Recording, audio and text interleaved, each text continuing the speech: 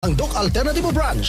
Ang Doc Alternativo Center sa Legazpi Branch, Zone 19, Rizal Avenue, 2nd floor, Paxson Building, Barangay Cabangan, Legazpi City. Sa Sorsogon Branch, Rizal Street, Barangay Piot, Sorsogon City, in front of Emilianum College. Bukas alas 9 ng umaga.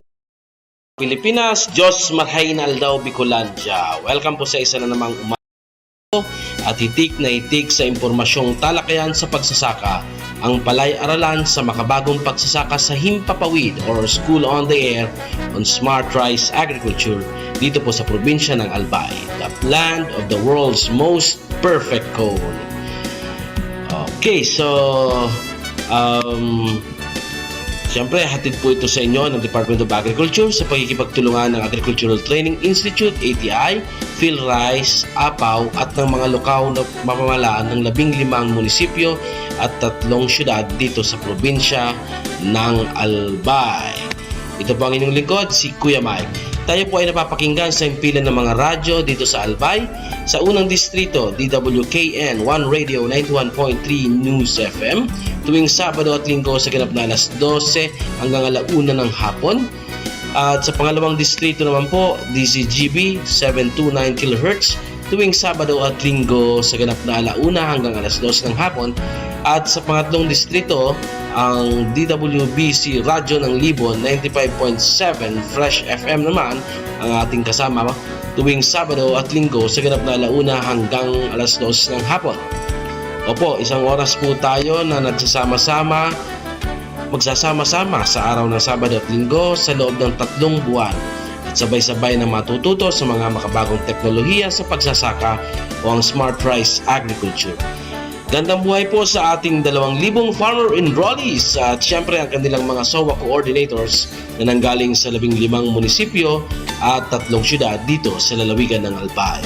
Magandang araw, bayan ng Tiwi, Malinaw, Malilipot, Santo Domingo, Bakakay, Kamalig, Daraga, Manito, Rapu-Rapu, Pulanggi, Libon, Uwas, Ginubatan, Piodoran, Mobilyar, at mga syudad ng Tabaco, Legazpi at Ligao. Ngayon pa lang po ay kami taus-pusong nagpapasalamat sa inyong pagsuporta at pagpapahalaga sa mga adhikain ng kagawaran ng pagsasaka. Tayo rin po ay nasasubaybayan via YouTube. Just follow us on our official account, ATI Bicol, #Sarabay channel at FB page ng ATI Bicol. At syempre sa mga FB page din po ng ating mga partner radio station dito sa probinsya ng Albay. Okay, so tuloy-tuloy na po tayo. Umpisa na po natin ang talakayan na may kaugnayan pa rin sa pagbabago ng klima or climate change. Ito na po yung ating last na tatalakayin na topic po para dito sa ating part ng climate change o pagbabago ng klima. Kaya sama-sama nating pakinggan at panoorin upang matuto sa Smart Rice Agriculture.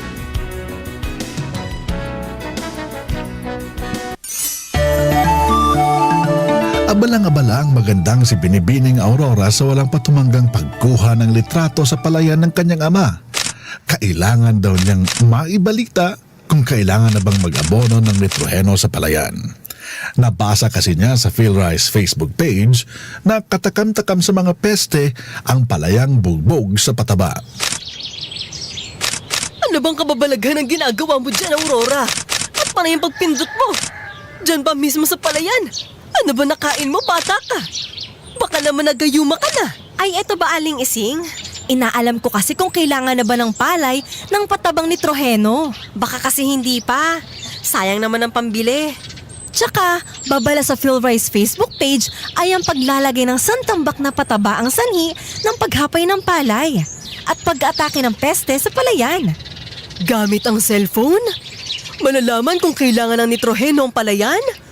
Paano naman nangyari yun? Simple lang, Aling Ising. Pipicturean lang ang dahon ng palay at magbibigay na ng reseta. Rekomendasyon ang Leaf Color Computing o LCC mobile app. Sasabihin kung gutom na si nitroheno ang palay o busog pa naman. Ang galing yan ah! May bayad ba yan? Naku, baka mahal. Aling Ising, libre po. Walang bayad. Nasaan po ba ang cellphone nyo at nang ma-download ko na po sa gadget nyo? Ida-download ko na rin yung iba pang digital applications na pwedeng gamitin sa pagsasaka. Libre din ba yan? Libre po! As in, free for all!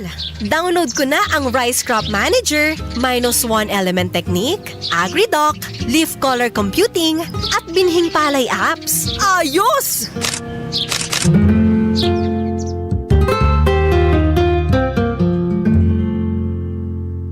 Digital apps na pang magsasaka, kilalanin.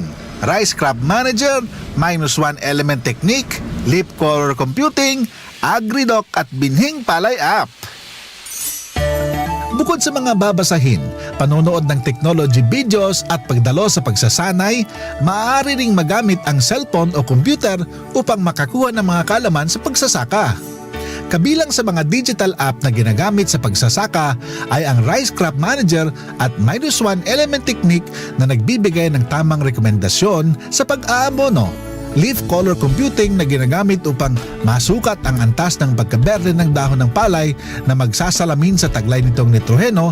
Binhing Palay app kung saan nakalista ang mahigit 200 variety ng palay at mga katangian nila, at AgriDoc app na siyang maaring gawing talaan ng mga gawain at gastusin sa palayan at magbigay alerto sa mga pangangailangan ng palay base sa aktwal na edad nito.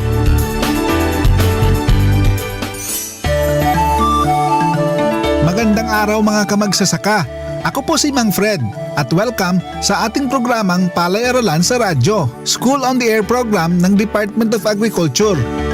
Usapang digital application tayo ngayong araw. Bukod sa mga babasahin, panunood ng technology videos at pagdalo sa pagsasanay o training, maaaring magamit ang cellphone o computer upang makakalap ng mga kaalaman sa pagsasaka. Tatalakayin natin ang -1 Element Technique app na siyang nagbibigay ng tamang rekomendasyon sa pag-aabono. Makakapanayam natin si Ginoong Aylon Oliver Capistrano, isa sa mga developers ng -1 Element Technique app mula sa PhilRice. Magandang araw po, Sir Aylon. Ay, magandang araw naman po, Mang Fred. Magandang araw po sa inyong lahat, sa mga nakikinig po. Usapang pamamahala ng sustansya sa palay tayo ngayong araw. Bago natin pag-usapan po ang -1 Element Technique app, Sir Aylon, ano po ba ang hindi magandang epekto sa palay kung labis o kulang ito sa pataba? Simulan natin sa labis na paglalagay ng abono o pataba. Kapag labis ang nilalagay nating pataba, maaaring nasasayang ang ibang pataba na inilalagay natin sa palay. Dahil depende siyempre ito sa antas ng pagkuha ng halaman o ng ating palay ng mga elemento o ng nutrient mula doon sa lupa at sa ating mga abonong inilalagay. Ngayon, kung hindi naman tama ang kombinasyon ng ating NPK na nilalagay sa ating palayan, maaari rin itong magdulot ng imbalancing nutrients sa ating palay na kung saan ito ay pwedeng magresulta na magiging mababa ang ating ani. Ngayon, kapag kakulang naman ng ating pataba na ibinibigay sa ating palay, ay syempre, kapag kulang ang pagkain, ibig sabihin, kulang din ang kanya magiging antas ng paglaki. At kaakibat nito ay ang mababang ani na pwede natin makuha mula sa ating palay. Sabi nga po nila, hindi maganda yung sobra at lalong hindi maganda yung kulang na pagkain ng palay. Sir Aylon, pamilyar na po kami sa -1 Element Technique. Ano po ba ang pagkakaiba ng ginagawa po namin noon na -1 Element Technique dito sa -1 Element Technique app? Okay. Yung -1 Element Technique, kung kayo nga po ay familiar na, ito yung ating technology na kung saan malalaman natin kung ano yung kakulangan ng ating lupa sa sustansya na kailangan ng palay. Ngayon, yung MOWET app o yung -1 Element Technique app ay ginawa namin isang teknolohiya ang ginawa natin upang mag-complement doon sa ating MOWET kit. Anong ibig po sabihin ng complement? Ang ibig po sabihin nito ay makakatulong doon sa ating MOWET kit upang mas mapaganda pa nito ang rekomendasyon na makukuha natin mula doon sa ating pag-analisa ng sustansya ng lupa gamit ang MOWET kit. Hindi po ba? Ang MOWET kit ay may kasama ng guide sa likod ng kanyang brochure kung saan kapag nakita niyang may kakulangang elemento o sustansya ng ating lupa ay meron siyang kaakibat na guideline o sinusundang procedure para maglagay ng dami ng abono para makorek po yung kakulangan ng ating lupa. Ngayon, ito po kasing guideline na ito ay medyo general kung tutuusin. Hindi po niya sinasabi na kapag kaunti lang ang kakulangan ng ating lupa, ay kaunti lang yung dapat nating ibigay. At hindi rin niya naman po sinasabi na kapag malaki ang pangangailangan ng ating lupa sa sustansya, ay dapat malaki din ang ating o madami din ang abono na dapat nating ilagay. Isa pa rito, kulang po o hindi kulang, nakalimita po sa 4 na tonelada na target yield kapag wet season, 5 tonelada na target yield kapag dry season ang target o yung pinupuntirya ng ating mowed kit. Ngayon, kung ang palay po na ating gagamitin sa ating bukid ay kayang umani ng mga 7 tonelada, yung nakalagay po na guideline ay maaaring kulang at hindi niya maabot yung potential ng ating variety na ginamit. So malilimitahan siya doon sa 5 tonelada o 4 na tonelada lang na ani ng palay. Ibig sabihin po pala, Sir Ailon, kapag gumamit ka ng mowed app ay kailangan mo pa rin mag-establish ng mowed setup.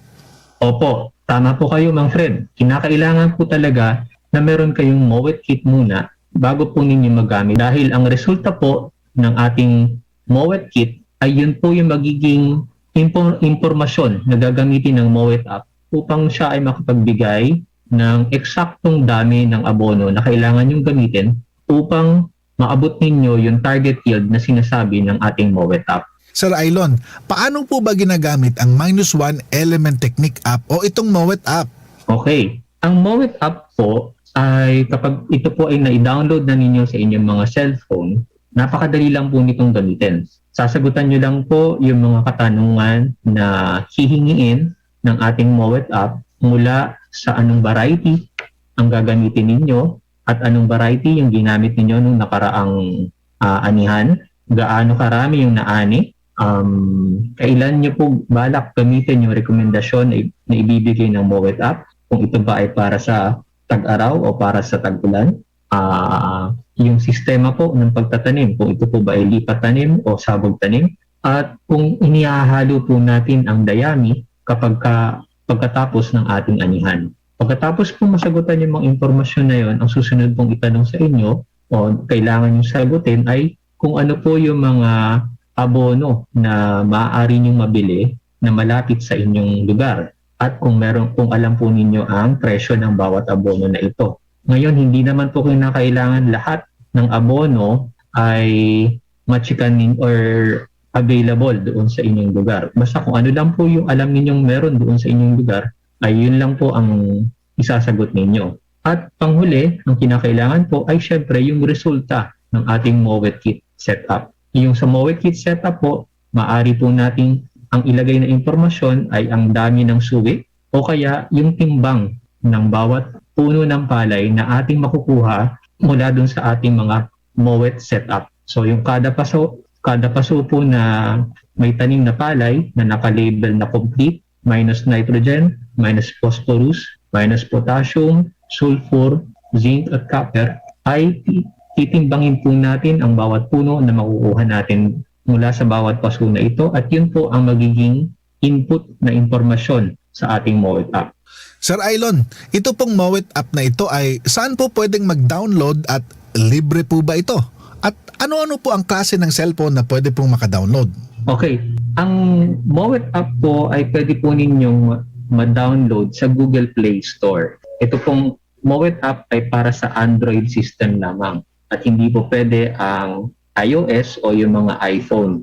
Ngayon, ang pinakamababa po na version na tatakbo ang mowed app o magpa-function ang mowed app ay yung Jelly Bean version na tinatawag ng Android. So sa lahat po ng cellphone ay pwedeng, basta ito po ay Android, pwede pong i-download ang mowed app at ang pinakamababang version po na kinakailangan ay Jelly Bean. So tatakbo po dito ang ating mowed app. Ngayon, kung sa tanong po na ito ba ay may bayad o libre, Ang ating Mowet app po ay libre pong mada-download sa ating Google Play Store.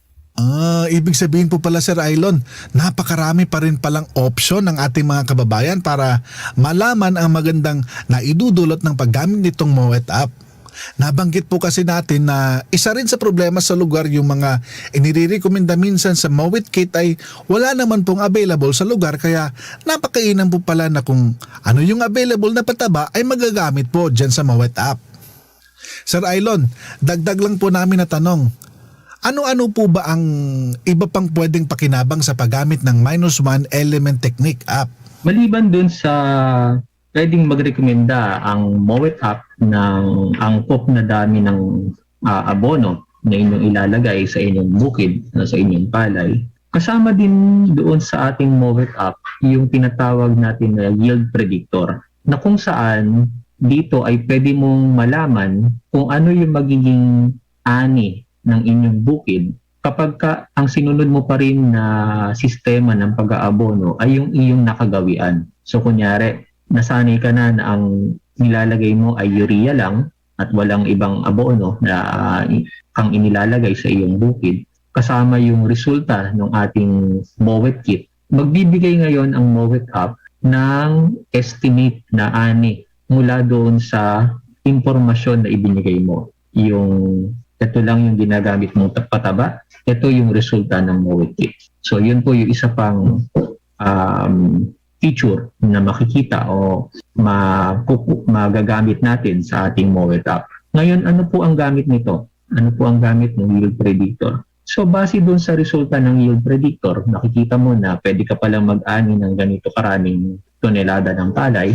Pwede mo itong ikumpara ngayon doon sa target yield na isinet naman noong fertilizer calculation o yung binigay niyang unang rekomendasyon ng Mowet. Ngayon, ibabase mo ngayon dito kung satisfied o ikaw ba ay kontento na doon sa ani na makukuha mo mula doon sa sarili mong sistema ng pag-aabono, o gusto mo pa siyang itaas base doon sa target yield na isinet ng ating fertilizer calculator. So yun po yung gamit ng dalawang feature na yon ng ating Mowet app. Maliban po dito, meron din doon sa Mowet app na video kung paano gamitin ang Mowet Kit, instruction manual, ganun din sa paggamit ng Mowet Kit. Yung bago nating version ng Mowet app ay nilagyan na rin po natin ng link papunta sa Shopee para po kung kailangan nyo ng Mowet Kit ay pipindutin nyo lang po ang link na ito at didiretso po ito sa Shopee para maka-order kayo ng Mowet Kit. Yun po.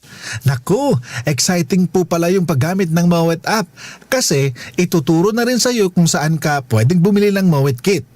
Sir Ailon, ito po bang Mowet app ay nangangailangan pa ng internet para gamitin itong Mowet app na ito? Yun po ang maganda rito sa Mowet app. Kailangan nyo lang po ang internet kapag i-download ang ating Mowet app mula sa Google Play Store.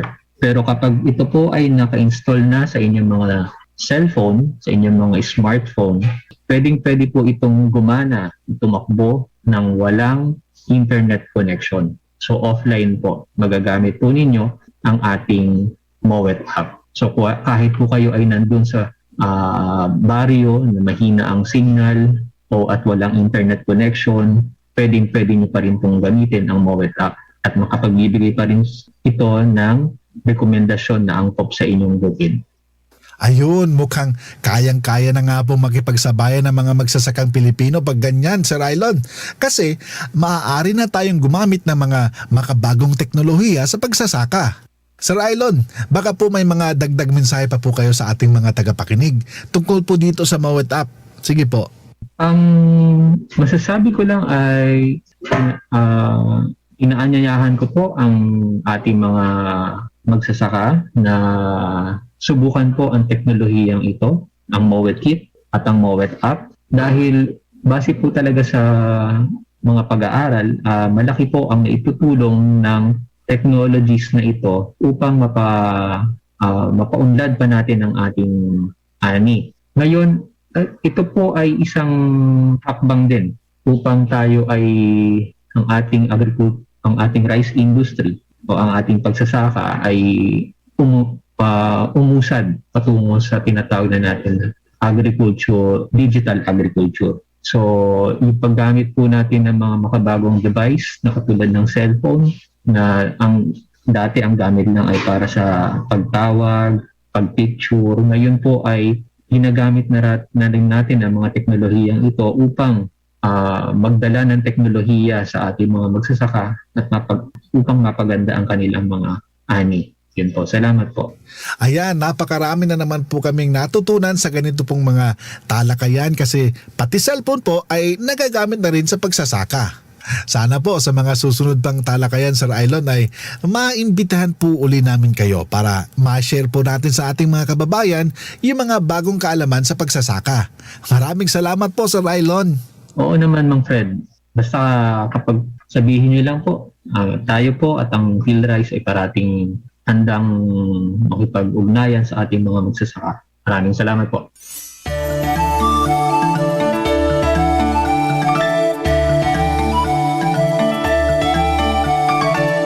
Sa halagang 280 pesos ay mabibili ang formulasyon ng Mowet na siyang kakailanganin mo sa paggamit ng Mowet app. Sa paggamit ng Mowet, nalalaman ng kakulangan na sustansya sa lupa sa loob ng 30 hanggang 45 araw. Ang resulta nito ay nagsasalamin ng pangkalahatang kalagayan ng kahit anong variety na gamit. Matapos isagawa ang Mowet test, malalaman ng eksaktong dami ng ipapataba ayon sa yugto ng palay at panahon ng pagpapataba sa tulong ng paggamit naman ng Mowet app. Ang Mowet app naman ang siyang magtutuos o magkukompute ng pataba na iyong ilalagay. Hihingin ng Mowet app ang mga impormasyon tungkol sa variety na ginamit sa nakalipas na anihan at gagamitin sa darating na taniman. Dami ng inani, schedule ng taniman at paraan ng pagtatanim, lipat tanim ba o direct seeding. Importante din na isama ang pangalan, lokasyon at cellphone number na ginagamit ng magsasaka. Base sa nakalipas na pagsusuri, kaya ng Mowet app na pataasin ang ani ng 1 hanggang 2 tonelada kada ektarya mula sa karaniwang ani ng magsasaka. Sa paggamit ng Mowet app, kaya nitong sagarin ang potensyal na ani at kwentahin ang tamang dami at panahon na paglalagay ng abono base sa antas level ng kakulangan ng pataba sa lupa.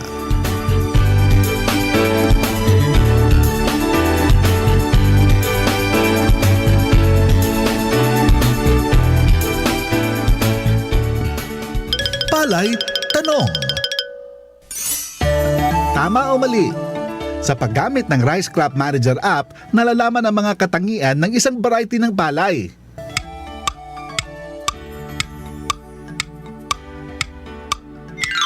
Sagot? Mali! Sa Binhing Palay app, malalaman ang mga katangian ng isang variety.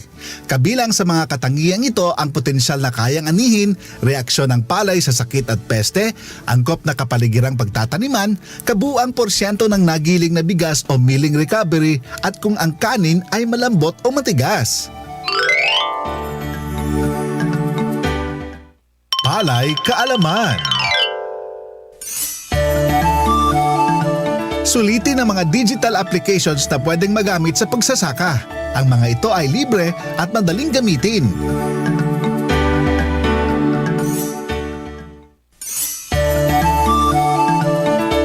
Bagamat nasalanta ng bagyo ang pananim ni na Alejandro at Conchita, ay nagpapasalamat pa rin sila na ligtas silang mag-asawa.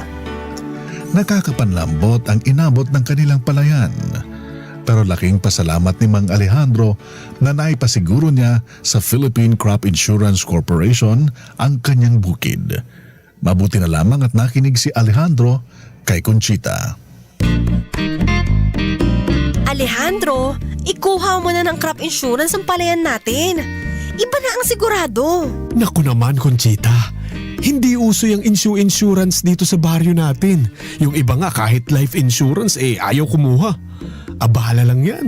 Sangkatutak ang aasikasuhing papeles tapos hindi mo naman mapapakinabangan kung walang kalamidad na dumating. Sayang ang oras. Ano ka ba naman, may one and only asawa ko? Hindi lang oras ang masasayang kapag sinalanta ng kalamidad ng palayan mo. Kapag biktima tayo ng matinding bagyo, tuyot o mapanirang peste, sayang ang pagod mo sa pag-aalaga ng palay. Isipin mo na lang ang pagod natin sa pagtatanim, paglalagay ng abono at pagpapatubig. Pati pagdadamo. Sayang ang palay kapag tuluyang hindi na mapapakinabangan. Bukod sa isa pang sayang. Ano ang isa pang sayang, madam? Sayang ang walis tambo natin na tatama sa'yo at magkakaluray-luray kapag hindi ka kumuha ng crop insurance at hindi tayo sinanto ng kalamidad. I am warning you. Naku naman asawa ko, kukuha naman talaga ako ng crop insurance. Aba, sayang ang walis tambo natin. Bagong-bago pa man din yun. Magmadali ka at pumunta ka na sa opisina ng Philippine Crop Insurance. Magsasubmit ka lang naman ng application form kasi rehistrado na tayo sa Registry System for Basic Sectors in Agriculture. Maliwanag? Maliwanag, madam. Pero teka, 2 linggo na tayo nakatanim eh. Pwede pa kayang mag-apply ng crop insurance? Pwede pa, Alejandro. Hanggang 30 araw mula pagkatanim ang palugit sa pag-a-apply ng insurance. Basta kumpleto ang mga requirements at walang mga kalamidad o pagkasirang nangyari agad. Alis na ako, madam, asawa ko. Mag-a-apply na ako ng crop insurance. Sayang ang puhunan at pagod natin sa pag-aalaga ng palay kung walang mapapakinabangan. Lalong-lalo nang sayang ang walis tambo natin. Export quality yun. Goodbye asawa ko, mamamalengke na rin ako pagkakuha ko ng crop insurance. Mag-relax ka na lang muna dyan nang lumamig yung ulo mo. Huwag magsapalaran, bagkus ay mag-crop insurance. Hindi man mapipigilan ng mga pangyayari ng kalikasan tulad ng matinding baha, bagyo, lindol, pagputok ng bulkan, tuyot o di kaya ilubang pamiminsala ng peste at sakit sa palayan, may paraan pa rin upang masiguro na hindi tuluyang malulugi at mawawala ng palit-puhunan ng mga magsasaka. Bukod sa tamang pag-aalaga at pagpapabuti ng mga magsasaka sa mga gawain sa palayan, ang gobyerno sa pamamagitan ng Philippine Crop Insurance Corporation ay nagbibigay ng proteksyon sa mga magsasaka sa bisa ng insurance laban sa pagkalugi sa ninang natural na kalamidad, mga peste at sakit ng halaman. Hinihikayat ang mga magsasaka na magpasiguro tuwing panahon ng sakahan.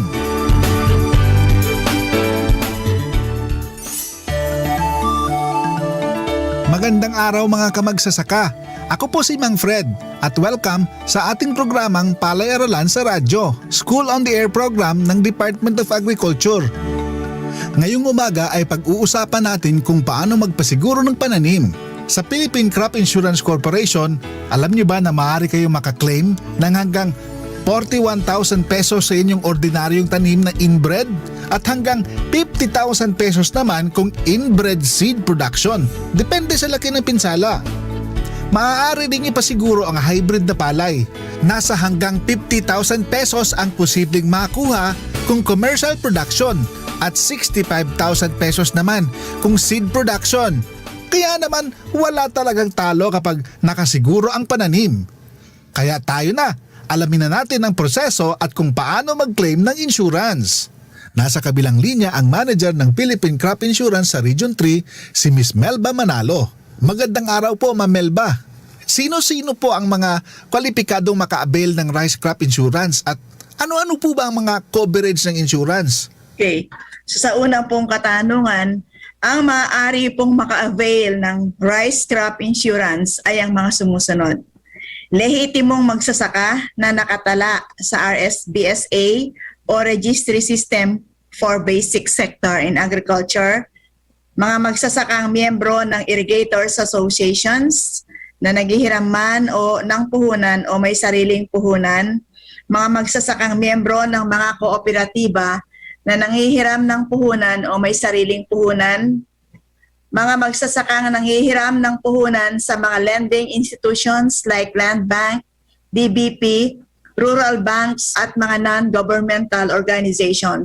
Mga availees ng DA programs like the SURE program or Survival Recovery Assistance Program, the Production Loan Easy Access Program, yung PUNLA, the Hybridization Program, the CAP-PBD or the Credit Assistance Program for Program Beneficiaries Development, Sikat Saka Borrowers, mga Farm, Fishery, Machinery, Equipment and Facilities Loan Program, yung programa ng e-Arise at saka RCEP.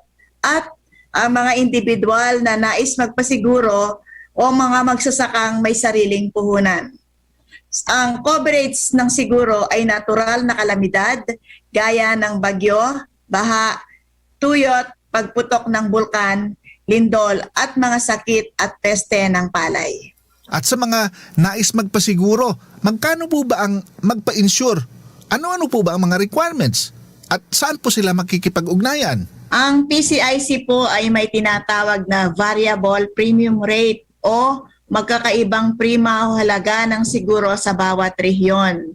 Kasi po ito ay resulta ng pag-aaral ng 20 years ng rainfall at saka ng mga damage rate sa mga rehiyon. Kaya magkakaiba po ang aming prima o tinatawag na presyo para sa pagpapasiguro. Kami rin po ay may sinusundang dalawang panahon. Una, yung panahon ng tag-araw at panahon ng tag-ulan. Sa Region 3 po, kung saan kami naroroon, sa mga individual na may sariling puhunan o tinatawag naming self-finance at nais magpasiguro, ang halaga po ng siguro ay 8.48% o 84.80 pesos sa bawat 1,000 na coverage at sa mga nanghihiram naman ng puhunan o borrowing farmer, ito ay 5.88% o 58.80 pesos sa bawat 1,000. Bakit po ganito? Sa mga nanghihiram ng puhunan, may share po dito ang ating mga lending institution. Ito po ay 2.6% of the amount of cover o 26 pesos sa bawat 1,000. Ang nabanggit ko pong halaga o prima ay tuwing tag-ulan. Mas mababa po tuwing tag-araw. Ito ay 2.63% o 26.30 kada 1,000 at sa borrowing naman ay 1.82% o 18.20 kada 1,000 at 0.81 po para sa mga lending institution, 8 pesos and 10 centavos para sa mga lending institutions. So ito po ang binubuo kung magkano ang magpa-insure. At sa kasalukuyan po, para sa kaalaman ng lahat, ay nagbibigay ng libreng siguro ang ating gobyerno sa mga lehitimong magsasaka na nabanggit ko na kanina. Or kung wala pa po sa master list, ay ipakita lamang yung stub na nagpapatunay na sila ay nag-submit ng application sa DA. At ano po ba ang mga requirements natin? Sa mga magsasaka pong may sariling puhunan o tinatawag natin mga self-finance, ang kailangan lang po ay mag-fill out ng application for crop insurance, mag-submit ng standard farm plan and budget, at ilagay ang krokis o i-drawing ang krokis ng bukid. Sa mga nanghihiram ng puhunan naman, mayroon po tayong pinipil out na list of borrowers, standard farm plan and budget, at ang krokis ng bukid. At sa karagdagang impormasyon o mga nais pa pong malaman tungkol sa pagpapasiguro, pwede po kayong makipag-ugnayan sa mga nakakasaklaw ng Municipal Agricultural Office sa inyong mga lugar, sa kanilang mga lugar, or mayroon din po kaming mga provincial extension offices sa bawat probinsya, at may mga empleyado din kami na umiikot para maihatid sa inyo ang serbisyo ng PCIC. Pwede rin po kayong makipag-ugnayan sa nakakasaklaw na regional office sa inyong lugar. Pwede pa bang makakuha ng insurance kung nakatanim na ang palay? Pwede pa po, basta wala pa pong mahigit sa 1 buwan mula nang itanim ang inyong palay at wala pa itong sira. Mas maganda po sana kung bago magpatanim ay naka-apply na sila sa siguro. Maaari bang kumuha ng insurance ang individual na magsasaka o kailangang miyembro lamang ng kooperatiba? Ang lahat po ng lehitimong magsasaka ay maaaring kumuha ng insurance sa PCIC. Ilang hektarya ang pwedeng ipa-insure ng isang magsasaka? Ang isang magsasaka po ay pwedeng magpasiguro hanggang 7 hektarya lamang. Subalit kung kayo po ay availee ng libreng siguro, ito ay hanggang 5 hektarya lamang. Napag-usapan na natin kung ano-ano ang proseso ng pagpapasiguro. Pag-claim ng insurance ang isunod natin. Ano po ang unang gagawin kapag nasalanta ang pananim? Dapat po ba ay pumunta na agad kinabukasan ng magsasakang nabiktima? Kapag po ang palay ninyo ay nasa lanta ng mga riskong saklaw ng seguro, magpadala lamang po kayo ng claim for indemnity o kung malapit sa mga tanggapan ng PCIC at sa kanyang mga provincial extension offices. Yung iba naman po kapag sila ay mga member ng or RSBSA listed, pupunta sila sa mga MAU at sila na ang nagpupunta roon at ipinapadala na rin ng mga DA, LGU o mga MAU ang mga kanilang mga claim for indemnity. Sa ngayon po may programa ang PCIC para sa kaalaman ng lahat na pwede na rin pong ipadala sa pamamagitan ng text message. Halimbawa po, na-damage ang inyong palay at o kaya kayo ay nalubog at hindi kayo makadaan. Pwede po kayong magpadala ng mensahe through text messaging. Kaya lang, kailangan po kayo po ay may 20 araw para mag-report mula nang masalanta ang inyong mga pananim kung ito ay sanhi ng natural na kalamidad. At kung ang sanhi naman ay pagkasira dahil sa sakit o peste, mayroon din po kayong 20 araw upang mag-report. Kaya lang, kailangan po ito ay bago ninyo gapasin. Upang sa ganon, may panahon po ang PCIC o miyembro ng PCIC para kanyang mabisita ang inyong palay at makita ang degree of damage nito. Tandaan po natin, mag-report muna po tayo bago tayo magpagapas. Kasi po, wala na pong pananagutan ang PCIC pag ang inyong palay ay putol o gapas na. Halimbawa, may claim po kayo o gusto nyong i-report ang pagkasira ng inyong palay, bawat regional office po ay may mga numero nakalagay sa aming website. Pwede po ninyong tingnan yon sa website ng PCIC at makikita nyo kung saang numero o mobile number kayo pwedeng magpadala. Bawat regional offices po ay may sarili po tayong mga Facebook page. Pwede din po ninyong ipadala doon basta't kumpleto po lamang ang impormasyon katulad po nung kailan kayo nagpatanim, kailan kayo dapat magpagapas, ano ang taga saan kayo, minsan po nakakalimutan nila yung pangalan, ano ang pangalan, ano po ang ilang area nyo, ano ang sanhi ng pagkasira ninyo. So, meron po tayong Facebook page, may mga email, po tayo, pwede po tayong magpadala ng ating mga claim for indemnity. Halimbawang nakapag-report na ang magsasaka, gaano katagal po ang paghihintay bago ma-claim ang insurance? Sinisikap po ng aming tanggapan na makapagbayad sa inyo ng hanggang 20 working days mula nang matanggap namin ang inyong claim for indemnity. Ito po ay kung kumpleto. Yun po ay kung tama lahat at tumutugma ang impormasyon na isinumitin nyo sa PCIC nung kayo ay magpasiguro at nang bisitahin ang inyong bukid at kayo ay magpa-interview. Pagkatapos po kasi na kayo ay magpadala ng yung tinatawag na claim for indemnity, titingnan po ng aming opisina kung yan ay tugma sa mga details o informasyon na ipinadala nyo nung kayo ay magpasiguro sa amin. Bibisitahin po ng aming adjuster ang inyong bukid at titingnan niya kung yun ngang krokis ng inyong bukid na ipinadala sa amin ay tugma din doon sa krokis ng bukid na kanyang binisita. So kung lahat pong yun ay tugma, kami po ay may 20 araw, 20 working days po hindi calendar days upang iproseso namin ang inyong claim sa amin. May mga pagkakataon din po na kami ay hindi nakakaabot sa itinakdang 20 araw.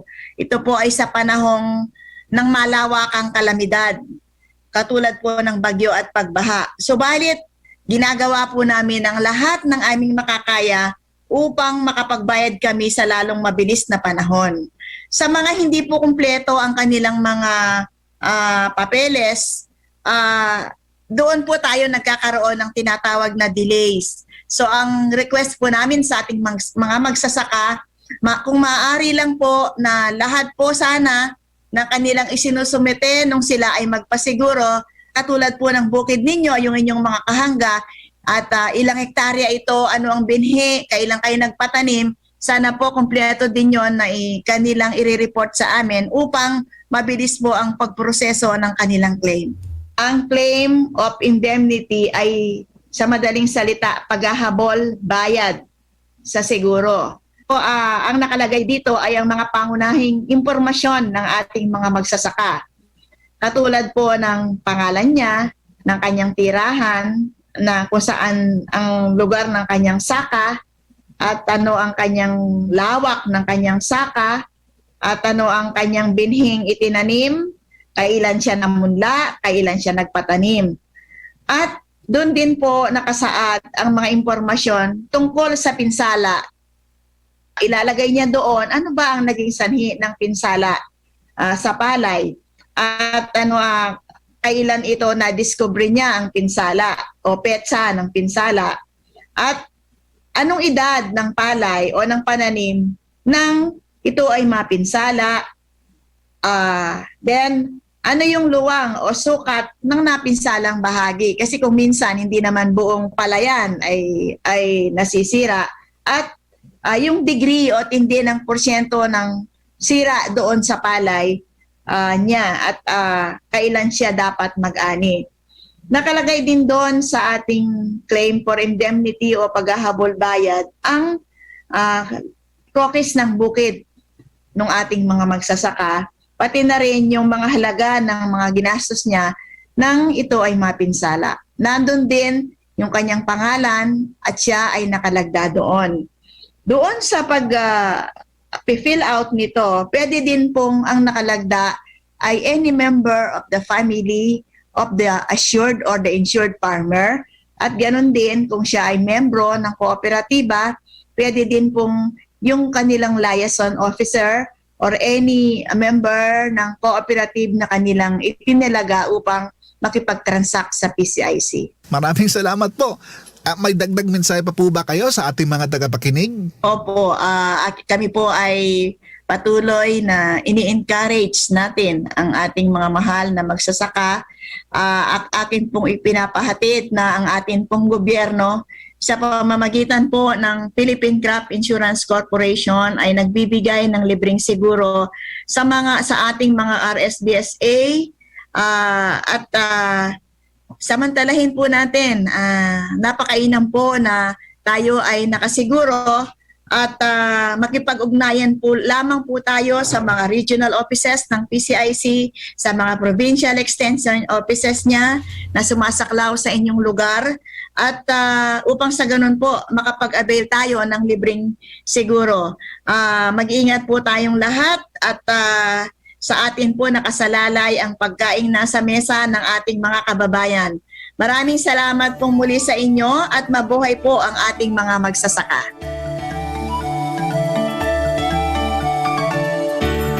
Dumating man ang matinding baha, tuyot o pagsalakay ng peste sa palayan, may paraan pa rin upang masiguro na hindi tuluyang malulugi at mawawalan ng pag-asa ang mga magsasaka.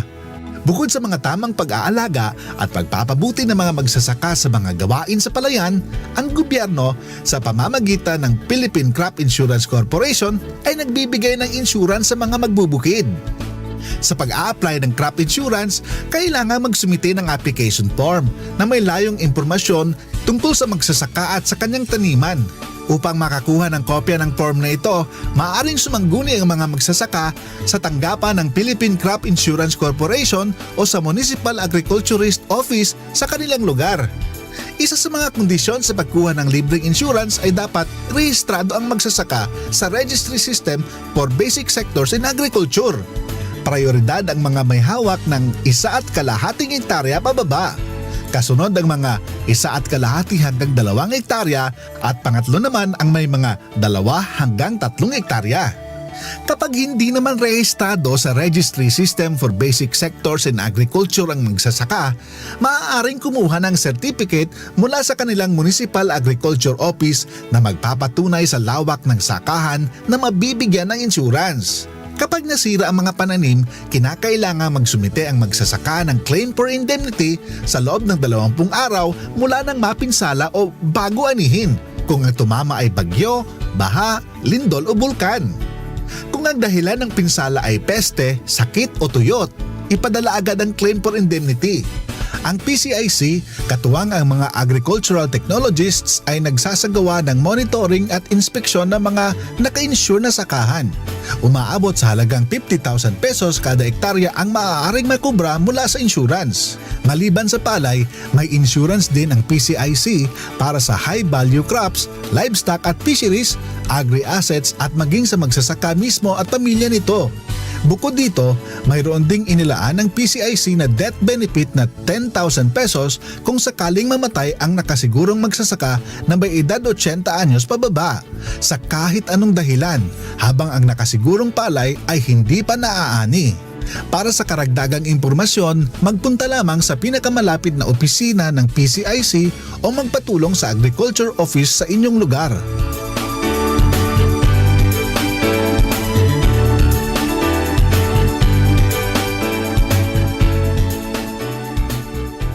Palay Tanong.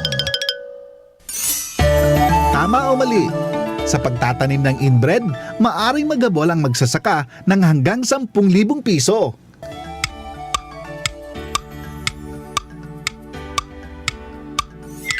Sagot? Mali!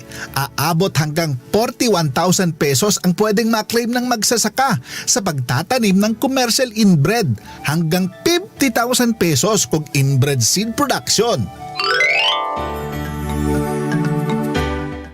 Palay Kaalaman. Para makabawi sa ganap na pagkalugi, magpasiguro ng palayan palagi. Sayang naman ang ginugol mong panahon at perang ginasta sa pagtatanim kung wala ka man lang mapapakinabangan sakali mang dumating ang matinding baha, tuyot o di kaya peste sa palayan. Maaaring kumuha ng crop insurance bago magpatanim o sa loob ng 30 araw mula sa araw ng iyong pagtatanim basta't pasok sa mga requirements, wala pang kalamidad na naganap o wala pang nakaambang peligro na kinakaharap ang palayan.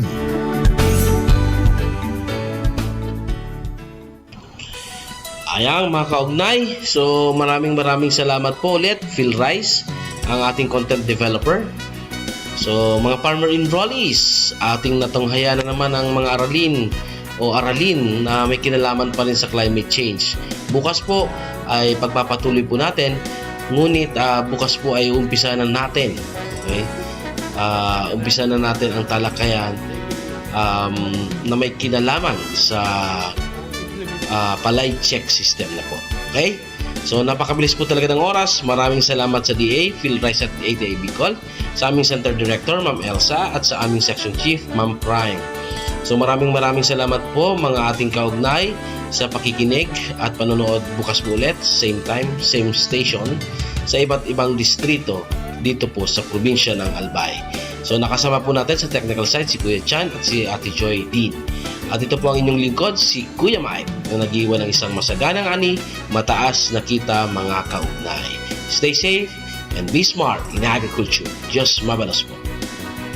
O ayan, may bago ka ng alam. Lahat yan natutunan sa Palay Aralan. Maging handa sa anumang hamon ng panahon. Kaya't ibahagi na ang mga natutunan. Pero mas maganda, imbitahan mo na sila sa susunod na enrollment para magkasama na kayo. Hatid sa inyo ng DA at sa pakikipagtulungan ng ATI at Phil Rice. Tandaan, maging matalinong magsasaka sa Palay Aralan. In Albay Power and Energy Corporation, applying for a new electricity connection is easy as ABC. All you have to do is apply, build, and connect. Apply. You can do this by checking our